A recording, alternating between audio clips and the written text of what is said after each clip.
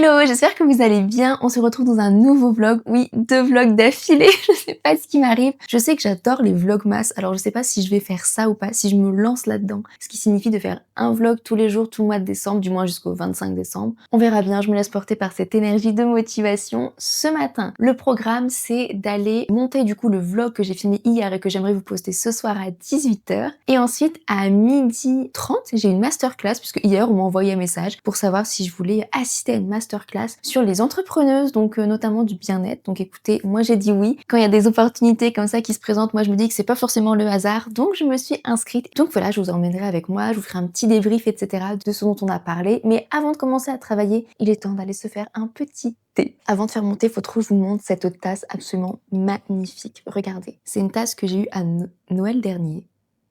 Regardez-moi comme elle est belle. Là, vous avez le couvercle et à l'intérieur, vous avez donc l'infuseur à thé qui est intégré. Voilà, j'adore cette tasse, je la trouve trop belle.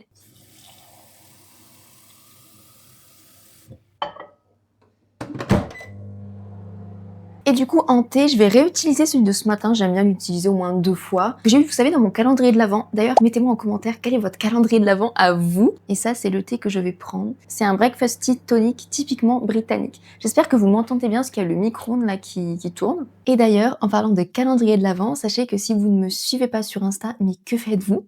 Abonnez-vous là maintenant directement, puisqu'en fait durant le mois de décembre je poste un concours par semaine parce que j'ai créé du coup mon calendrier de l'Avent énergétique, et là typiquement jusqu'à dimanche minuit vous pouvez remporter un tirage, une question, donc vraiment allez postuler. Là je vais aller monter le vlog du coup que j'ai tourné hier et que j'espère pouvoir vous poster ce soir, comme ça le vlog du jour du 4, et bien je le poste le 5, etc.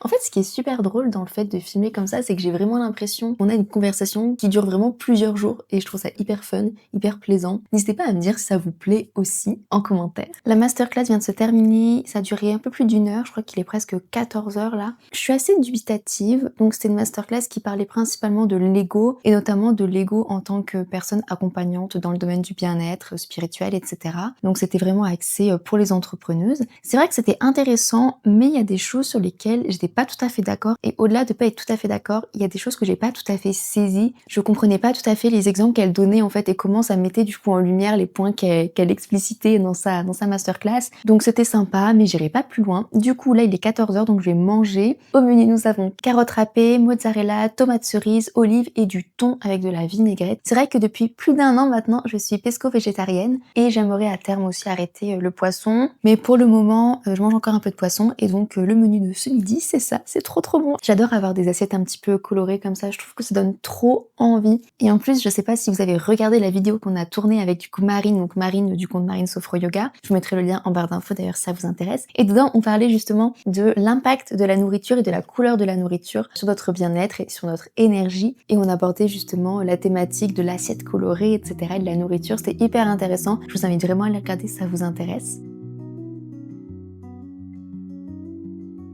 Bon, je vous retrouve, il est bien plus tard puisqu'il est presque 19 h, parce que entre la masterclass, le montage du vlog, là il est actuellement en train de s'exporter, il est toujours pas posté, et en plus je suis aussi allée récupérer un colis, etc. Donc tout ça, ça m'a pris beaucoup de temps et je n'ai pas eu le temps de me poser pour vous parler de mes lectures du moment. Alors comme vous le savez, j'ai un premier calendrier de l'Avent qui est donc un calendrier de l'Avent palais d'été, et j'en ai un deuxième qui est du coup un roman de l'Avent, et pas n'importe lequel puisque c'est un thriller de l'Avent. Et donc je voulais vous parler un petit peu voilà, de mon expérience avec ce livre-ci. Donc j'en suis au chapitre 3 et pour le moment j'aime beaucoup. C'est l'histoire de Naël qui retrouve un carnet un soir en rentrant de l'école. Au fil des jours du coup il feuillette les pages et il découvre en fait que c'est l'histoire d'un autre adolescent qui a été kidnappé et séquestré. Donc voilà, c'est très joyeux.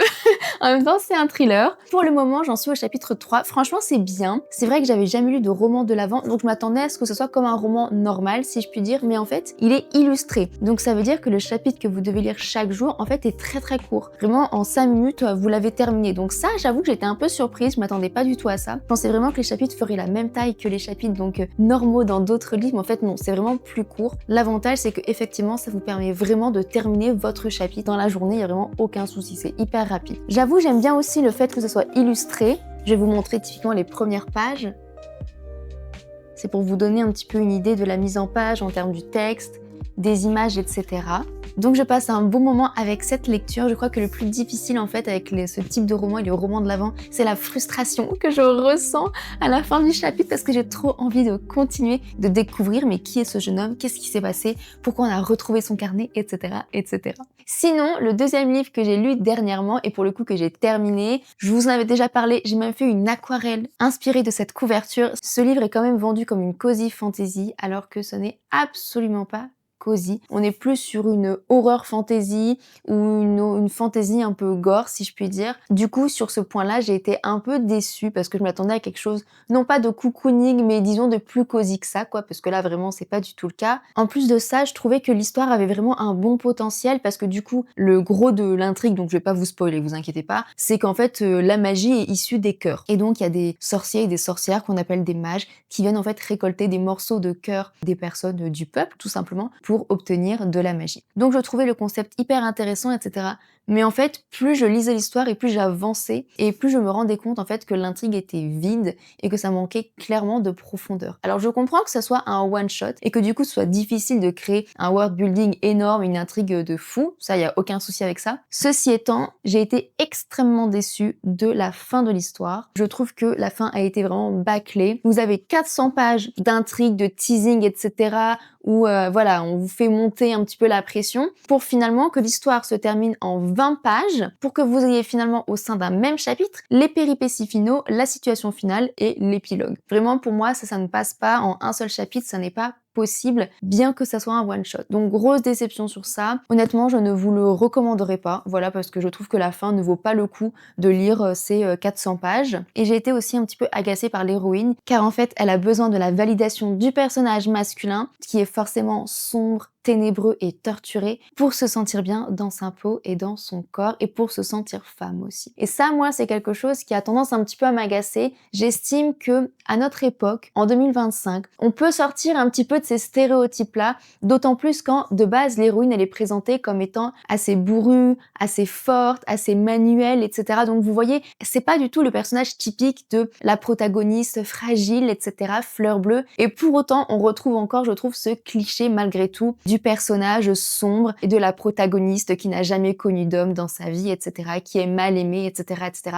Et moi, je trouve ça un petit peu redondant, un petit peu décevant, voilà, pour être tout à fait honnête avec vous. Donc voici mon avis pour cette lecture-ci. N'hésitez pas à me dire si vous l'avez lu, qu'en avez-vous pensé. Mais c'est vrai qu'on peut pas lui enlever, pour le coup, la beauté de la couverture qu'il a. Finalement, elle est vraiment canon. Ah, sinon aussi, j'ai oublié de préciser, il y a deux choses que j'ai bien aimées quand même dans ce livre, hein, parce que ça n'a pas été une déception sur toute la ligne, bien évidemment. J'ai beaucoup aimé le personnage du chat, qui est un chat donc qui parle. Donc ça, j'ai vraiment trop aimé. J'ai trouvé ça fun, frais.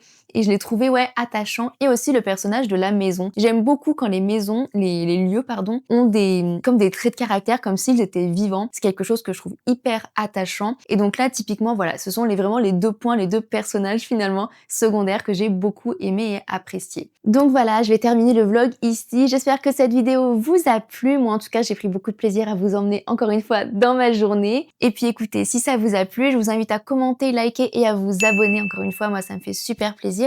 Et ça permet tout simplement de soutenir la chaîne gratuitement, donc n'hésitez pas. Et puis on se retrouve bientôt dans une nouvelle vidéo. Bye bye!